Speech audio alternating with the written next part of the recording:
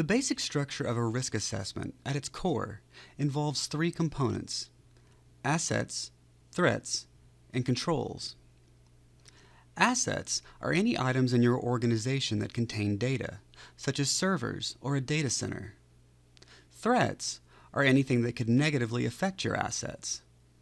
And controls are anything you have in place to prevent or reduce a threat's ability to have an impact on one of your assets.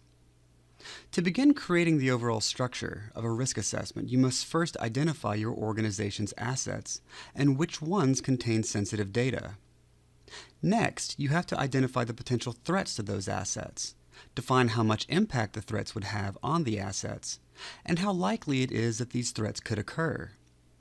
Finally, controls that are used to mitigate these threats are measured in the risk assessment in terms of whether or not they've been implemented, and how effective they are at reducing or preventing the effects of each threat.